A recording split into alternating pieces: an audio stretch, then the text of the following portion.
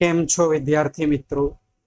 આજના પિરિયડમાં હવે આપણે વાયુમય અવસ્થામાં પ્રથમ ક્રમની પ્રક્રિયા માટે વેગ અચળાંકની ગણતરી વિશે ભણવાનું છે. આપણે શૂન્ય ક્રમની પ્રક્રિયા અને પ્રથમ ક્રમની પ્રક્રિયા જ્યારે દ્રાવણમાં થતી હોય છે ત્યારે વેગ અચળાંક કઈ રીતે શોધાય તેના સમીકરણો આગળ જોઈ ગયા છીએ. આજે આપણે સ્પેશિયલી વાત કરવાની છે વાયુમય અવસ્થા માટે. ચોપડીની અંદર આપણને આના 3 દાખલાઓ આપેલા છે. એક ઉદાહરણનો છે અને 2 સ્વાધ્યાયના છે. તો આજના લેક્ચરમાં આપણે 3 દાખલાઓ પણ ગણવાના છે. પહેલા એની થિયરી સમજી લઈએ, કઈ રીતે ગણતરી કરવામાં આવે છે. તો એના માટે પહેલા એક પ્રક્રિયા ધારી લઈએ કે ધારો કે વાયુમય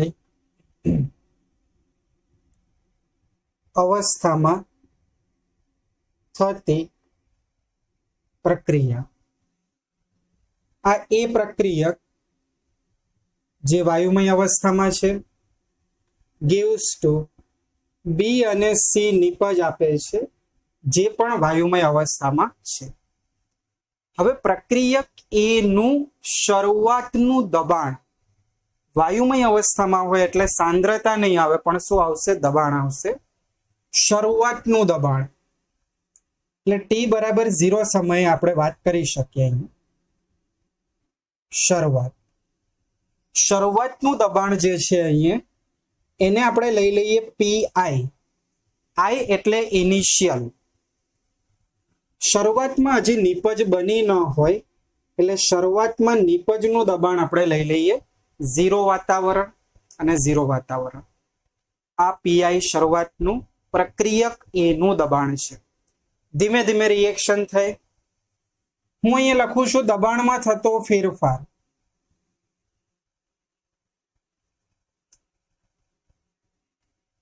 પ્રક્રિયકનું દબાણ ધીમે ધીમે ઘટશે અને નિપજનું દબાણ ધીમે ધીમે વધશે.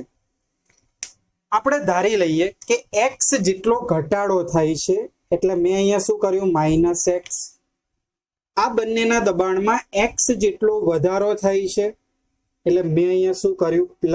+x. જેવી રીતે આપણે સંતુલન ચેપ્ટરમાં કરતા હતા એ જ રીતનું અહીંયા છે. હવે હું લઈ લઉં t સમયે દબાણ. ચલો t સમયે પ્રક્રિયક એનું દબાણ કેટલું હશે? આ બંનેના સરવાળા બરાબર.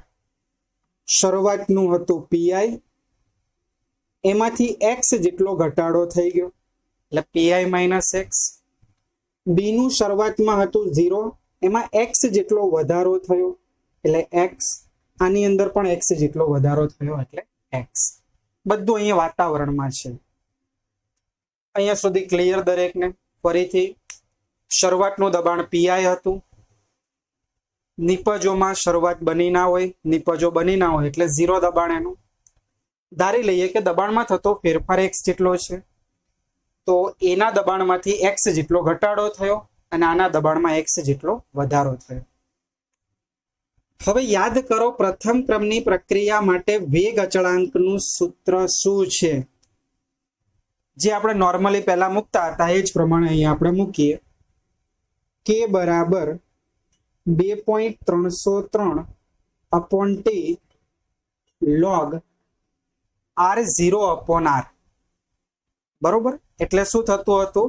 r એટલે પ્રક્રિયકો, સ્ક્વેર બ્રેકેટ એટલે સાંદ્રતા. પ્રક્રિયકોની શરૂઆતની સાંદ્રતા છેદમાં પ્રક્રિયકોની t સમય પછીની સાંદ્રતા. પણ અહીંયા આપણે દબાણ લખવું પડે તો અહીંયા લખી શકાય log પ્રક્રિયકનું શરૂઆતનું દબાણ છેદમાં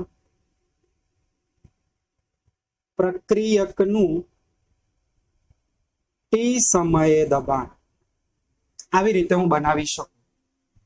ચલો થોડું સાદું રૂપ હજી આપીએ. અહીંયા 2.303/t log પ્રક્રિયકનું શરૂઆતનું દબાણ t બરાબર 0. શરૂઆતનું દબાણ આપણી પાસે કેટલું છે? pi. એટલે તમે અહીંયા શું લખી શકો? પીઆઈ અપોન પ્રક્રિયકનું ટી સમયે દબાણ, એટલે કે આ ટી સમયે દબાણ પીઆઈ માઇનસ એક્સ જેટલું છે. તો હું અહીંયા લખું છું P A pressure of A at T time, જે આપણને ખ્યાલ છે પીઆઈ માઇનસ એક્સ જેટલું છે. તો પહેલા તો આની વેલ્યુ શોધી લઈએ. પીઆઈ માઇનસ એક્સ કઈ રીતે મળે એ જ મેઇન છે અહીંયા. ચલો હવે આપણે અહીંયા લખીએ છીએ કે ધારો કે તમને દાખલામાં આપેલું હશે ટી સમયે પ્રક્રિયા મિશ્રણનું દબાણ 5 બાર છે. તો આપણે લઈ લઈએ કે ટી સમયે કુલ દબાણ જો પીટી હોય, ટી સમયે કુલ દબાણ પીટી હોય. પીટી તમને આપેલું હશે 5 બાર, 10 બાર, 500 બાર, કોઈ બી આપેલું હશે. તો હું અહીંયા શું કરી શકું? ટી સમયે જ્યાં કુલ દબાણ પીટી છે એ કોના બરાબર થશે? ટી સમયે આ દરેકે દરેક સ્પીસીસના આંશિક દબાણ બરાબર થશે. આ જે પણ દબાણ છે એના બરાબર થશે. તો હું આવી રીતે લખી શકું પીટી બરાબર પી એ પ્લસ પીબી પ્લસ પીસી. પી એ એટલે એનું ટી સમયનું દબાણ, પીબી એટલે એક્સ એનું, અને પીસી એટલે એનું. તો હું અહીં લખી શકું પીટી બરાબર પીએ નું કેટલું મળ્યું મને? PI minus x plus PB નું કેટલું છે ટી સમયે? એક્સ. પીસી કેટલું છે? એક્સ. આ માઇનસ એક્સ છે ને પ્લસ એક્સ છે, એટલે અહીંયા શું થઈ જશે? આ કટ. ચલો બાકી શું વધ્યું? તો બાકી વધ્યું પીટી બરાબર પીઆઈ પ્લસ એક્સ. મારે એક્સ ની કિંમત જો મને મળી જાય, આ એક્સ ની કિંમત મને મળી જાય તો પ્રક્રિયક એ નું ટી સમયે દબાણ, એટલે કે પ્રક્રિયક એ નું ટી સમયે દબાણ મને પીએ મળી જશે. ક્લિયર? તો હું એક્સ ને સૂત્ર કરતા કરું તો આ સામે જતો રહે, એટલે શું થશે? એક્સ બરાબર પીટી માઇનસ પીઆઈ. ચલો એક્સ ની કિંમત મને મળી ગઈ. આ એક્સ ની કિંમત અહીંયા મૂકો એટલે પી એ નું દબાણ તમને ટી સમયે મળી ગયું. ચલો ઉપર ગણતરી કરીએ. ટી સમયે પ્રક્રિયક એ નું દબાણ પી એ બરાબર, ચલો કેટલું છે? Pi minus x. તો pi minus x, pi minus x. X ની વેલ્યુ અહીંયા શોધી આપણે કેટલી છે? PT minus pi. સાદું રૂપ આપીએ પીઆઈ, આ માઇનસ બ્રેકેટ ઓપન થશે એટલે આ માઇનસ ઇન્ટુ માઇનસ શું થઈ જશે? Plus PI. આ પીઆઈ અને આ પીઆઈ એટલે 2 વખત પીઆઈ માઇનસ પીટી. આ મને મળી ગયું પી એ. બસ તમને વેગ અચળાંક મળી ગયો. જો વેગ અચળાંક કઈ રીતે શોધશો? હવે બધી કિંમતો તમારી પાસે છે. 2.303 upon T log PI. PI જે તમને દાખલાઓમાં આપેલું જ હશે, મૂકી દીધું પીઆઈ અપોન પીએ. પીએ એટલે પ્રક્રિયકનું ટી સમયે દબાણ. આ પ્રક્રિયકનું ટી સમયે આ દબાણ આપણે શોધી કાઢ્યું. કેટલું મળ્યું? 2 પીઆઈ માઇનસ પીટી. બસ આ થઈ ગયું તમારે કે ની ગણતરી પૂરી. ક્લિયર? બસ આ રીતે આપણે દાખલાઓ ગણવાના છે. ફરીથી એક વખત થિયરી શું કહેવા માંગે છે? વાયુમય અવસ્થામાં પ્રક્રિયા ધારી લીધી, વેગ અચળાંક કે નું ગણતરી કરવાનું છે. સૂત્ર એનું એ જ છે 2.303 અપોન ટી લોગ શરૂઆતનું દબાણ અપોન ટી સમયે દબાણ. શરૂઆતમાં દબાણ પીઆઈ ધારી લીધું, આપણને આપેલું જ હશે. શરૂઆતમાં નિપટનું દબાણ 0 હોય, દબાણમાં થતો ફેરફાર એક્સ, સરવાળો કર્યો, ટી સમયે દબાણ મળ્યું. કુલ દબાણ બરાબર આ બધાનો સરવાળો એટલે એક્સ મળી ગયું. એક્સ ની કિંમત અહીંયા મૂકો એટલે પીએ નું દબાણ મળી જાય. એ પીએ નું દબાણ જ અહીંયા છેદમાં લેવાનું છે. તો પહેલા થિયરી ધ્યાનથી લખી નાખો. પછી આપણે એક ઉદાહરણ નંબર 4.6 જે બાકી રાખ્યું હતું એ ગણીએ. જો તમને થિયરી અહીંયા આપી છે 108 નંબરના પેજ ઉપર, ત્યાંથી ચાલુ થઈને અહીંયા સુધી તમારે આવશે આ, બરોબર. હવે આપણે 4.6 દાખલો ગણીએ છીએ.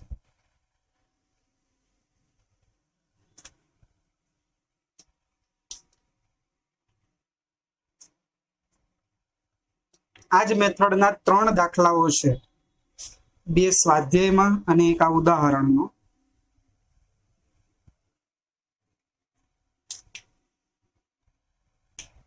જો 4.6 ઉદાહરણ.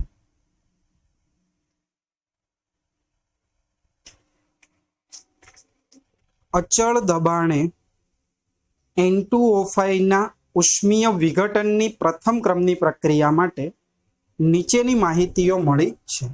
એક પ્રક્રિયા તમને આપી છે N2O5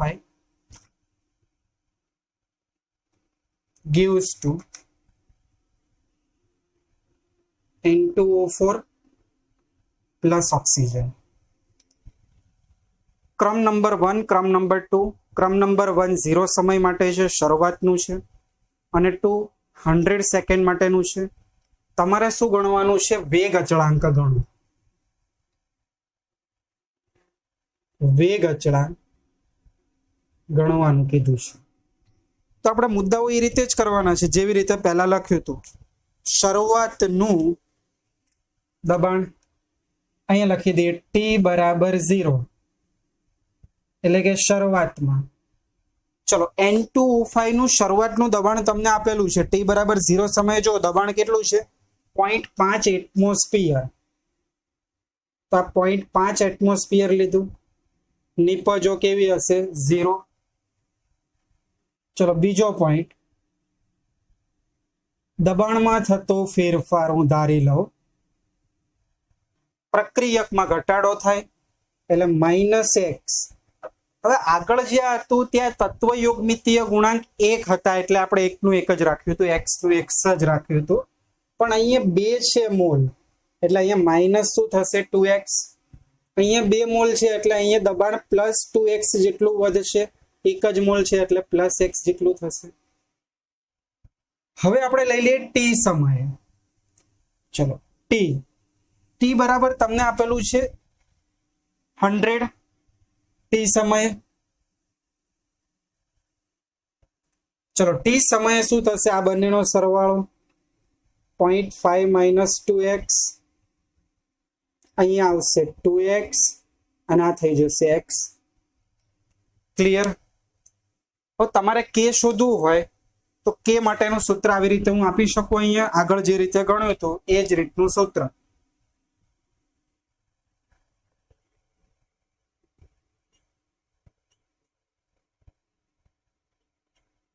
log pi એટલે કે શરૂઆતનું.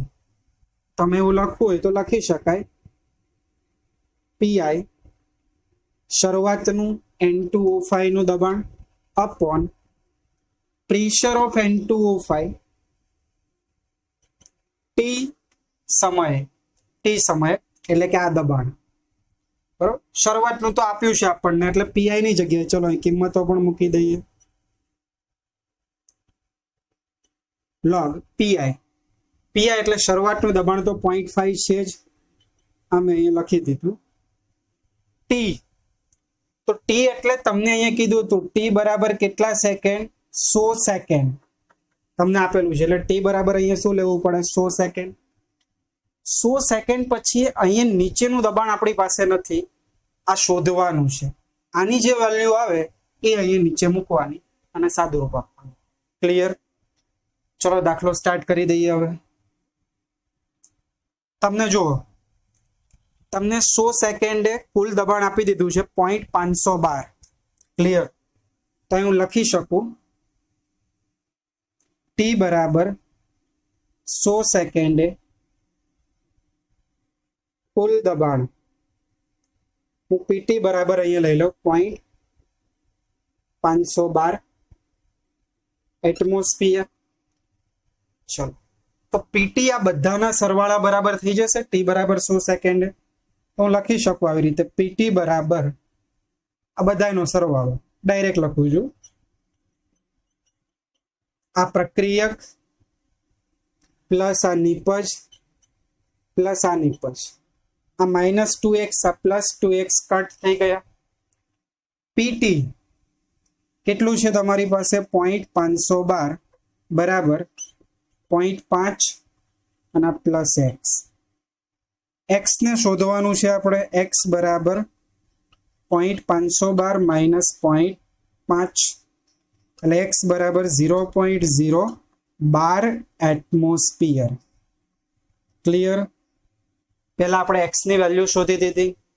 હવે તમે એક્સ ની વેલ્યુ અહીંયા મૂકો એટલે તમને N2O5 નું દબાણ મળી જશે ટી સમયે. તો હું અહીં લખું હવે ટી બરાબર 0 સેકન્ડે પ્રક્રિયકનું દબાણ, આ પ્રક્રિયકનું દબાણ પ્રેશર ઓફ N2O5 બરાબર 0.5 માઇનસ 2x 0.5 માઇનસ 2. x કેટલા મળ્યા? 0.012. 0.5 માઇનસ 0.024 થઈ જશે. 12 દુ 24. બાદ બાકી કરવાની.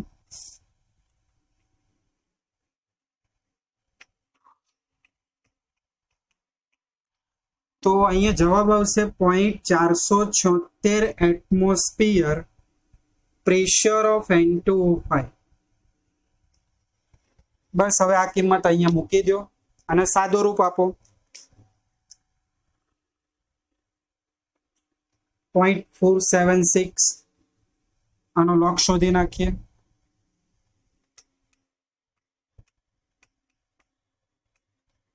એક 0.05042 આવશે. જુઓ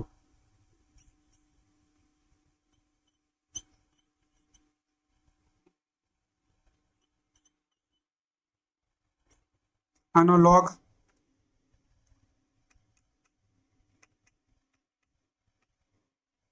જવાબ આવશે 0.02136 2.303/100.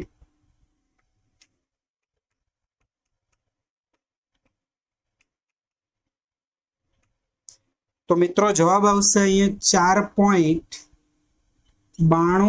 × 10⁻⁴. ડાયરેક્ટ જવાબ લખ્યો છે કે નો. યુનિટ શું રહેશે? સમય. સમય આપણી પાસે 100 સેકન્ડ છે. સેકન્ડમાં સમય હોય એટલે અહીંયા સેકન્ડ ઉપર આવે એટલે યુનિટ શું રહે? Second inverse. આ થઈ ગયો ફાઇનલ આન્સર. ક્લિયર? ધ્યાનથી દાખલો લખી નાખો. 4.98 × 10⁻⁴. ઓકે છે. 4.92 તો 4.9 જવાબ આપણો રાઈટ છે. લખી નાખો દાખલો. પછી આપણે સ્વાધ્યાયના 2 દાખલાઓ જોઈએ છીએ.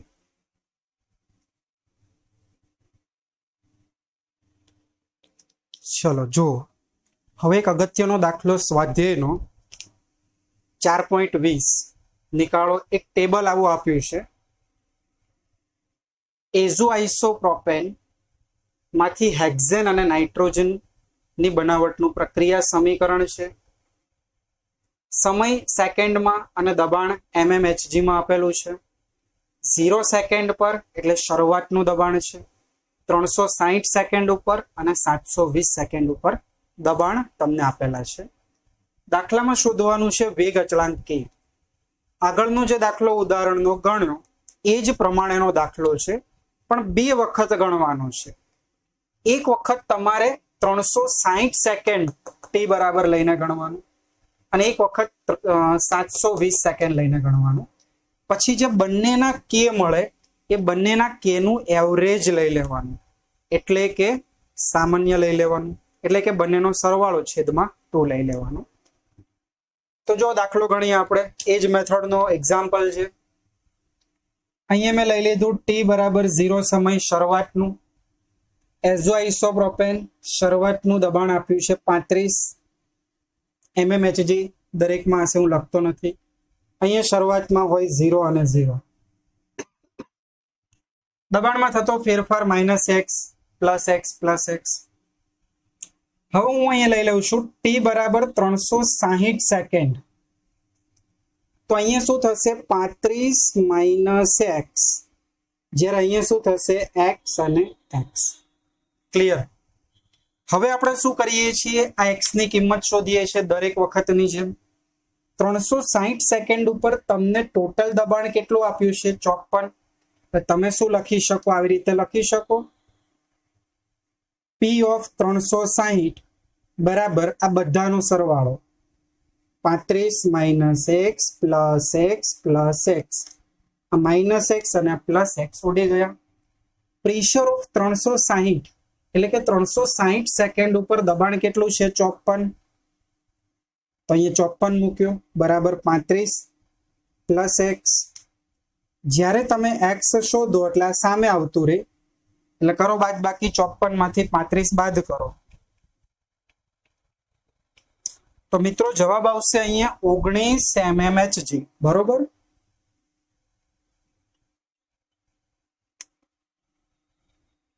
હવે તમને આઈડિયા આવી ગયો છે શું કરવાનું. તો x ની કિંમત તમને મળી ગઈ. આ x ની કિંમત અહીંયા મૂકો એટલે એઝો આઇસોપ્રોપેનનું 360 સેકન્ડ ઉપર બાકી રહેલું દબાણ તમને મળી જશે. તો ચલો આપણે શોધી દઈએ. પ્રેશર ઓફ એઝો આઇસોપ્રોપેન બરાબર 35 - x. 35 - શું કરશો 19 કરી દેશો. તો બાકી રહેલું દબાણ તમને અહીંયા મળશે 16 mmHg. પતી ગયું. હવે તમારે વેગ અચળાંક k નું સમીકરણ વાપરી દેવાનું છે. k બરાબર 2.303 / t log pi, એટલે કે શરૂઆતનું. હું ડાયરેક્ટ કિંમતો મૂકું છું. શરૂઆતમાં કેટલું હતું 35, અને પછી 360 સેકન્ડ પછી તમે શોધ્યો તો કેટલું મળ્યું 16. સમય કેટલો આવશે અહીંયા t બરાબર 360. આ આપણે પહેલા એક્સપેરિમેન્ટ માટે લઈએ છીએ એટલે આને 1 આપી દો. સાદું રૂપ આપો log.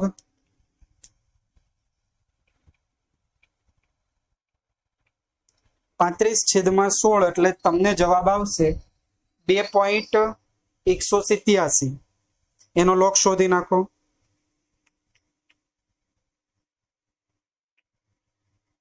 .3398 લોગ આવશે.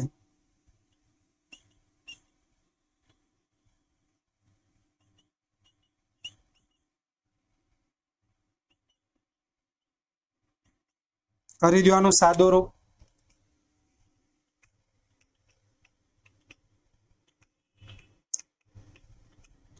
તો જવાબ આવશે 2.17 × 10⁻³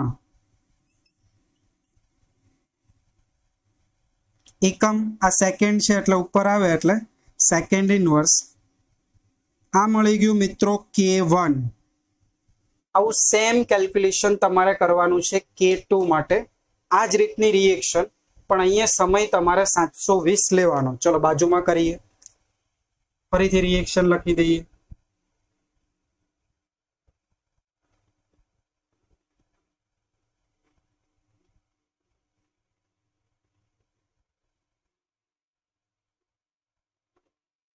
t બરાબર 0 સમયમાં કોઈ ફેરફાર નહીં થાય. હવે t બરાબર 720 સેકન્ડ ઉપર જુઓ.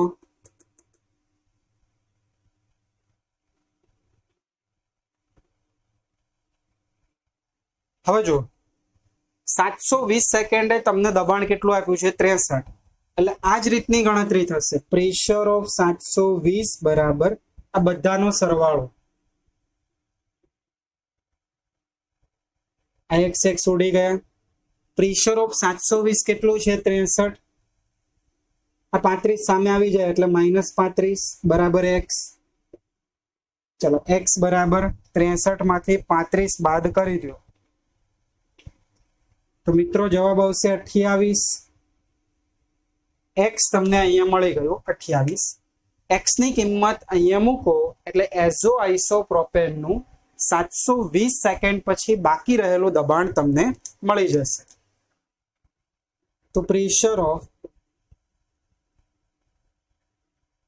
એઝો આઇસોપ્રોપેન બરાબર 35 - x 35 - 28.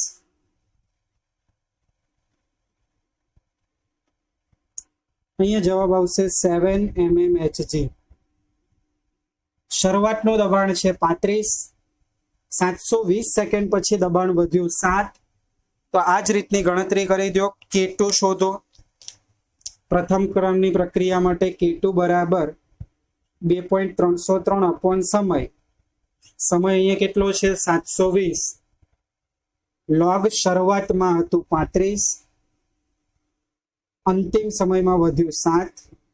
તો 7 × 5 = 35. લોગ 5 શોધી દો. 0.6989.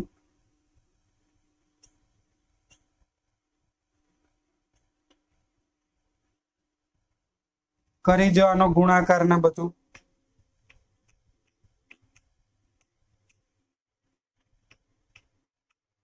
બે 2.23 × 10⁻³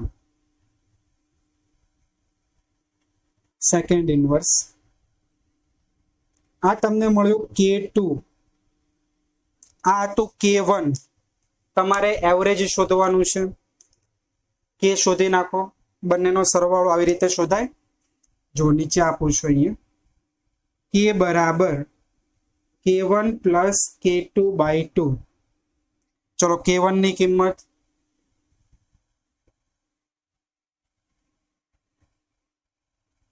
K2 ની કિંમત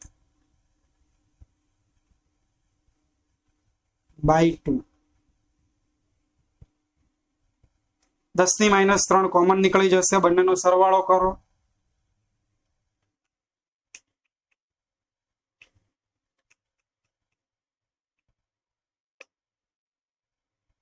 અને ડિવાઈડ 2 કરો એટલે 2.2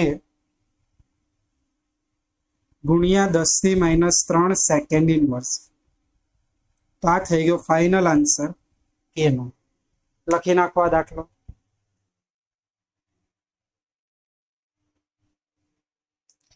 ચલો હવે લખાઈ ગયું હોય તો એક દાખલો હોમવર્કમાં કરવાનો છે. 4.20 હતો, 4.21 જુઓ, સમજાવું છું. SOCl2 માંથી SO2 અને ક્લોરીન બને છે. તમને 0 સેકન્ડ અને 100 સેકન્ડ માટે દબાણ આપેલા છે અને તમારે પ્રક્રિયા વેગ શોધવાનો છે. તો જો પ્રક્રિયા વેગ માટે પહેલા આવી રીતે આવે. પ્રક્રિયા વેગ બરાબર K × SO2Cl2. Pressure of SO2Cl2. બરોબર. આપણે પ્રક્રિયા વેગ શોધ્યો હતો. આ K એટલે વેગ અચળાંક. પ્રક્રિયા વેગ ગણવા માટે પહેલા તો તમારે શું ગણવું પડે? વેગ અચળાંક. તો વેગ અચળાંક કઈ રીતે ગણાય? બસ આ જ મેથડથી તમારે K શોધી દેવાનો. પછી તમારે 0.65 જેવું તમને આપ્યું છે કુલ દબાણ. 0.65 કુલ દબાણ હોય ત્યારે આ જે સલ્ફ્યુરાઇલ ક્લોરાઇડ છે તેનું દબાણ શોધી લ્યો અને બંનેનો ગુણાકાર કરશો ત્યારે તમને ફાઇનલ આન્સર શું મળશે? પ્રક્રિયા વેગ મળશે. ક્લિયર? આ દાખલો હોમવર્કમાં કરવાનો છે. તો 3 દાખલા હતા આ મેથડના. 2 મેં ગણાવ્યા. 1 દાખલો તમારે હોમવર્કમાં કરવાનો છે.